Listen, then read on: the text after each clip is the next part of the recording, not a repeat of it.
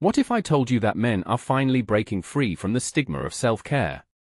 Imagine walking into a space designed just for you, where getting a manicure doesn't feel like a social experiment. That's exactly what Shaun Fanaeian is doing in Canberra, and it's a movement worth unpacking. Personally, I think this isn't just about grooming, it's about rewriting the narrative around masculinity. For decades, men have been told to tough it out when it comes to personal care. But here we are, in 2023, with a man's spa popping up in the capital like it's the most natural thing in the world. What does that say about our evolving definitions of strength and self-worth? Let's dig into this. Now, I know what you're thinking, wait, men need nail salons. But hold on, this isn't just about aesthetics. It's about empowerment. Shaun's clients aren't looking for luxury, they're seeking validation. Picture this, a guy walks into a traditional salon, and suddenly he's the center of awkward stares. It's not just uncomfortable, it's alienating. What makes this really interesting is how it mirrors broader cultural shifts.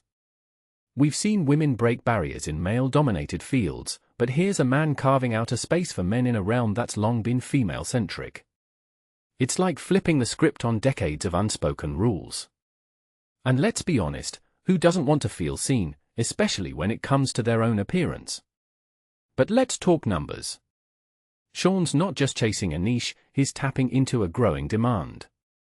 He's observed men wanting facials, waxing, and pedicures, yet feeling trapped in a system that doesn't cater to them.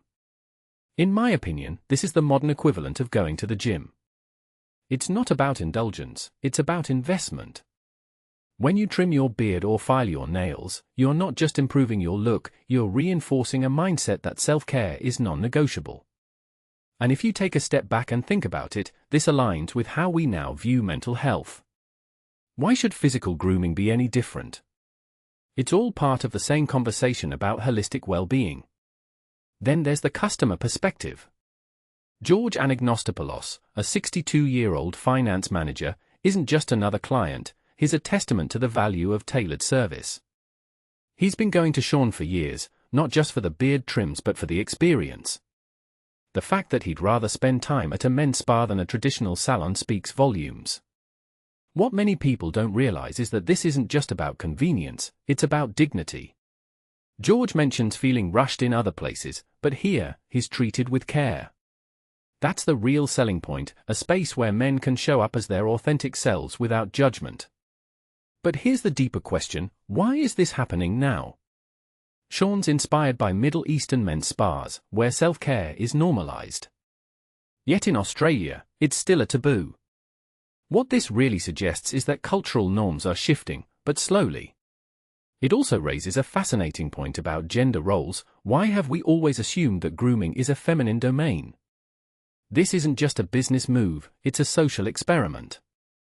What if, in a few years, the idea of a men's spa feels as outdated as a ladies' restroom? The future might be more inclusive, but for now, Shaun's venture is a bold step toward that reality. So, what does this mean for the rest of us? If self-care is no longer a luxury but a necessity, how will industries adapt? Will we see more gender-neutral spaces? Or will this trend remain a niche? I'm curious to see how this evolves. In the meantime, Shaun's story is a reminder that change often starts with a single person challenging the status quo.